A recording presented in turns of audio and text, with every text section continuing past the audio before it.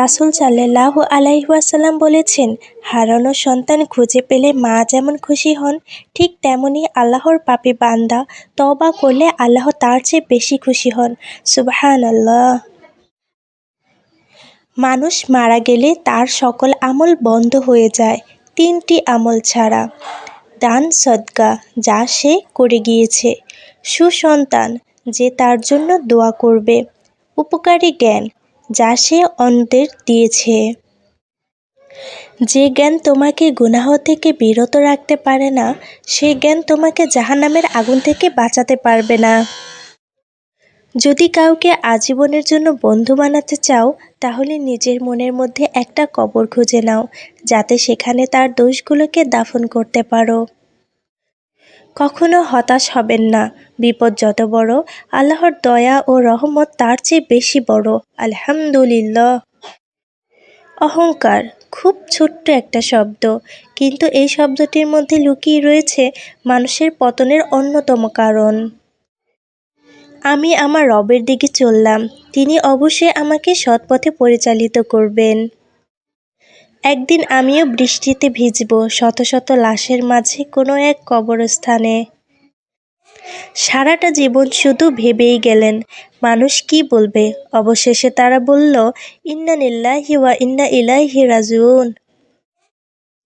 পর্দা কোনো ফ্যাশন নয়, এটি একটি ইবাদত। কিসের এত অহংকার? আপনি মারা গেলে অনেকেই তো আপনার চেহারাও দেখবে না, রাতে ভয় পাবে বলে। রাসূল সাল্লাল্লাহু আলাইহি ওয়াসাল্লাম বলেছেন, আল্লাহ যার মঙ্গল চান তাকে দুঃখ কষ্টে ফেলেন। রাসূল সাল্লাল্লাহু আলাইহি ওয়াসাল্লাম বলেছেন, যে ব্যক্তি আমার উপর একবার দরুদ পড়ে, আল্লাহ তার উপর 10 বার রহমত নাজিল করেন। রাসূল সাল্লাল্লাহু আলাইহি ওয়াসাল্লাম বলেন, তোমার অসুস্থতার আগেই সুস্থতার মূল্যায়ন করো, আর তোমরা জীবিত অবস্থায় তোমার মৃত্যুর জন্য প্রস্তুতি নাও। রাসূল সাল্লাল্লাহু আলাইহি ওয়াসাল্লাম বলেছেন, হারানো সন্তান খুঁজে পেলে মা যেমন খুশি হন, ঠিক তেমনি আল্লাহর পাপী বান্দা তওবা করলে আল্লাহ তার চেয়ে বেশি খুশি হন। সুবহানাল্লাহ।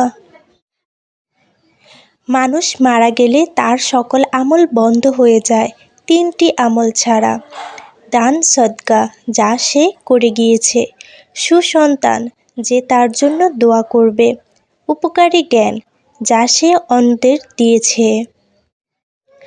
যে জ্ঞান তোমাকে গুনাহ থেকে বিরত রাখতে পারে না, সে জ্ঞান তোমাকে জাহান্নামের আগুন থেকে বাঁচাতে পারবে না।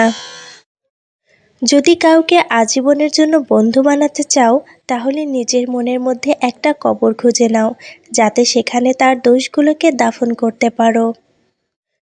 কখনো হতাশ হবেন না। বিপদ যত বড়, আল্লাহর দয়া ও রহমত তার চেয়ে বেশি বড়। আলহামদুলিল্লাহ। অহংকার খুব ছোট্ট একটা শব্দ, কিন্তু এই শব্দটির মধ্যে লুকিয়ে রয়েছে মানুষের পতনের অন্যতম কারণ।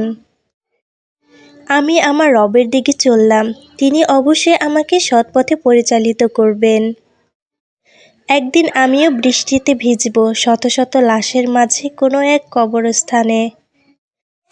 সারাটা জীবন শুধু ভেবেই গেলেন, মানুষ কি বলবে।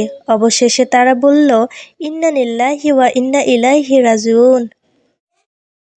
পর্দা কোনো ফ্যাশন নয়, এটি একটি ইবাদত। কিসের এত অহংকার? আপনি মারা গেলে অনেকেই তো আপনার চেহারাও দেখবে না, রাতে ভয় পাবে বলে। রাসূল সাল্লাল্লাহু আলাইহি ওয়াসাল্লাম বলেছেন, আল্লাহ যার মঙ্গল চান তাকে দুঃখ কষ্টে ফেলেন। রাসূল সাল্লাল্লাহু আলাইহি ওয়াসাল্লাম বলেছেন, যে ব্যক্তি আমার উপর একবার দরুদ পড়ে, আল্লাহ তার উপর 10 বার রহমত নাজিল করেন।